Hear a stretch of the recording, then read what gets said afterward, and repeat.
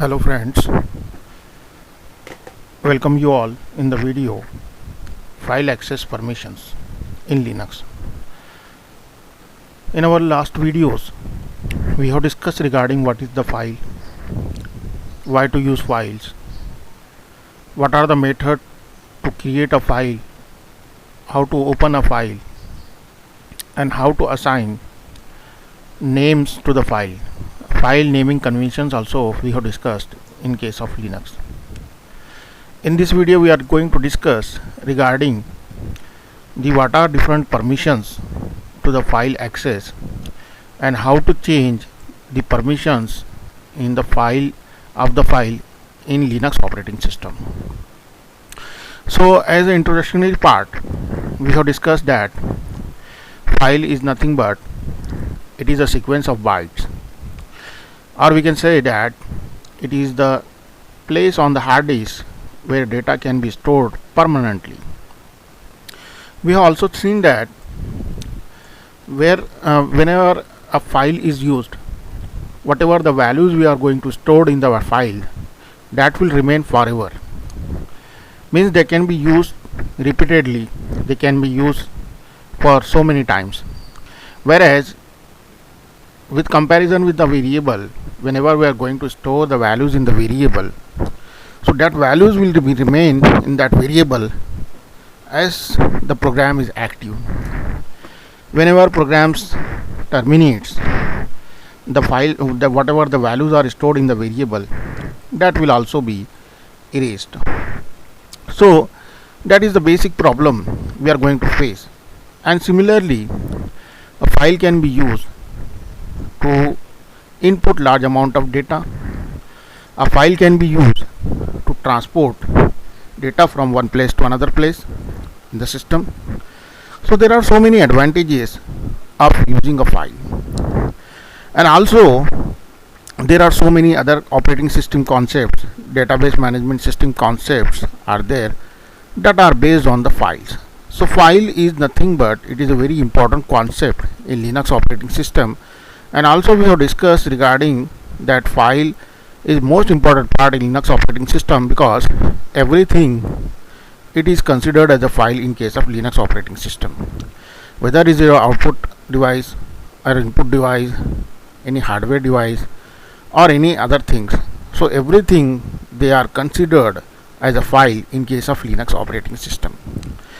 And we have seen also that for opening a file or for creating a file, there are certain commands that has to be used for creating a file, like touch command or any other commands or cat command. So in that way we can create, there are so many methods to create a file and use the files. For giving the names, there are certain rules that are used for giving the names of the files, that also we have discussed in our previous videos. Now in this video we are going towards our discussion regarding what are different access permissions are associated with the files and how we can change them by using different commands.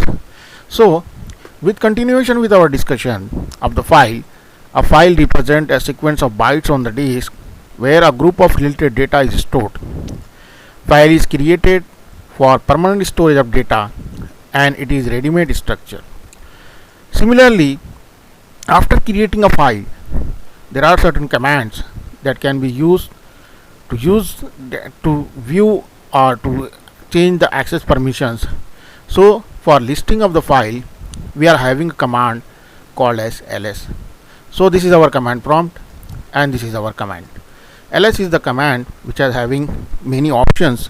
By using that options, we can see the whatever files and directories are created in our system with respect to different requirement and different views. So simply if you use ls command, so the output of this ls command will be like this. So it will show that whatever the different directories and files are created on the system by you. So in this the beginning symbol, that is underscore, it is shown. So this indicates that it is a file, and if it is in the beginning, if there is a small d, this indicates that it is a directory. And with that there are certain symbols are associated So here we are going to explain in that particular symbols in detail, as we have discussed that this indices indicates in the beginning of that particular, that this indicates it is a file. If it is D, then it indicates it is a directory, because directory and file are two different concepts.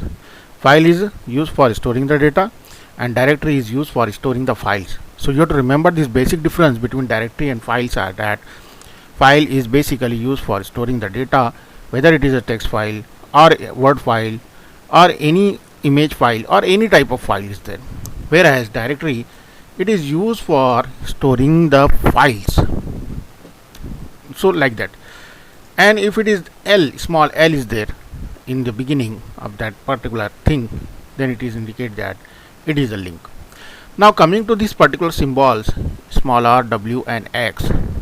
So these are, small r indicate for read, w indicate for write and x for execute permissions. Whatever permissions are associated with that particular file, they are indicated with these small alphabets. These particular thing in the beginning, they indicate the permission for the owner of the file, because there are owners, group and other users. There are three entities, they are associated with any file: owner, group, that particular users, a group is there, and other users irrespective of that group. So read, write and execute, these are three permissions in the beginning. If it is there, then it indicates that it is the permissions for the group.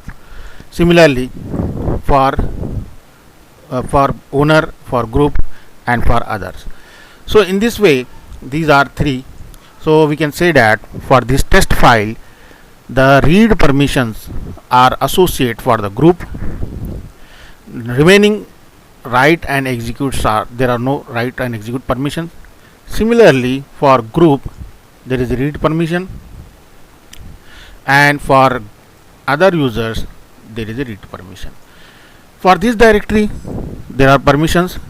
So for group there are read, write and execute permissions.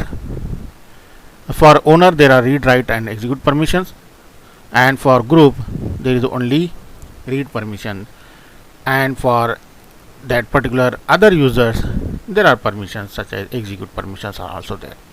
So in this way, these symbols, presence of these symbols indicates the permissions, either they are present or not. If they are present, they are indicated by small letters. Small r indicates for read permission, small w indicates for write permission, and the small x indicates for execute permissions. So in this way, the permissions are associated with that file. So here I have listed all the details of that permissions, so for that particular ls command output. So if we see, so in that particular thing, these are 7 columns. So this is first column, this is second column, third, fourth, fifth, sixth and seventh. So like this, the 7 columns are there and they have their meanings. Like that, first column indicates the type and permissions of the file. The second column indicates represent number of memory blocks. So here for the second column there is 1, means it is using 1 memory block. For this directory it is using 2 memory blocks, like this. Now the third column represents owner of the file, name of the owner of the file. So this Roman is the name of the owner of the file, Roman is the owner of the file. And next column indicates group, that is users group. And then the next column, the represent the size in bytes. So this particular size in bytes this indicates, so like this. And then next column represent date and time, on which date it is created and what time it is created, and then name of the file. So like this, ls command, the output of the ls command is indicated in the columns, and these columns has their own meanings. And in the first column, these indicate the permissions, they are associated, either read, write and execute permissions are associated with that particular file. So in this way we can see, this is the basic method to see what are the permissions are associated with that particular file, by using the ls command.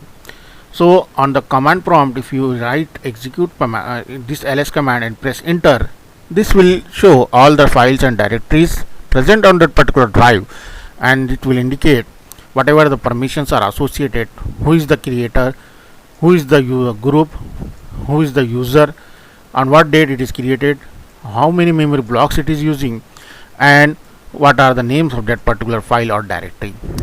So in this way we can have a look at the permissions they are associated with that file. Now coming to this particular concept, file ownership is an important component of Linux operating system that provides a secure method for storing files. Everything in Linux has the following attributes. Every file has these attributes: owner's permission, group permission, others permission. Owner's permission, this is for owner, means who has created this file. The owner's permission determine what action the owner of the file can perform on that file. Action means read, write and execute permissions. So whether that owner can perform read, write and execute operations. Similarly, group permissions indicates what actions group can perform on that particular file. Others indicates that what action others can perform on that particular file. Now coming to the file access modes. The permissions of a file are the first line of the defense in the security of the Linux operating system. The basic building blocks of the Linux is read, write and execute permissions. Read particularly grants the capability to read, view the content of the file, that is read permission. Write grants the capability to modify or remove the content of the file, and execute can run a file as a program. So this is the meaning of read and write. Read means it indicates the capability of viewing the content of the file. Write indicates the capability to modify or remove the content of the file, whereas execute permission can run a file as a program. So in this way, this is the meaning of these permissions: read, write and execute. Similarly, the permissions associated with the directories are like read access to directory means that user can read the content, user can look at the file name inside that directory. Similarly, write permission to a directory means user can add or delete files from that directory, whereas execute permissions, executing a directory doesn't really make a sense. So think of this as a traverse permission. A user must have execute access to the bin directory in order to execute the ls or the cd command. So in this way, the difference between the file access permissions and directory access permissions for read, write and executes are there. Now similarly, now coming to the changing the permissions of the file. How to change the permissions? To change the file or directory permissions, we have to use the command chmod, that is called as change mode command. Chmod is the command to change the directory or file access permissions. Now there are two ways to use this chmod command. One is called as symbolic mode and another one is called as the symbolic mode, and another one is called as the another one is called as the symbolic mode, and other method is called as the other method. The easiest way for beginner to modify the file or directory permission is to use the symbolic mode. With the symbolic permission, you can add, delete or modify specified permissions you want to set for using a particular file. Now for changing the ch command, as we know that the ch command is there for changing the file access permissions are there. So for changing the directory permissions, the command will be like this: chmod plus rwx and file name. Similarly, to remove, minus symbol, rwx and file name or directory name. Suppose you want to add execute permission to the file, so plus x, file name will allow execute permissions. If you want to remove the execute permissions, chmod minus wx file name, given the name of the file, take out the write and execute permission. So in this way, suppose you want to grant read permissions, so then you have to write down plus r. If you want to remove, then minus r. If you want to add execute permission, plus x, name of the file or directory. If you want to remove that particular permission, then minus sign and particular attributes and name of the file or directory. In this way, you can use the chmod command for granting the read, write and execute permissions to the file. And in our next videos, we will discuss regarding the commands, by using that commands and examples, how we can change the execute permission, write and read permissions to the file. Thank you.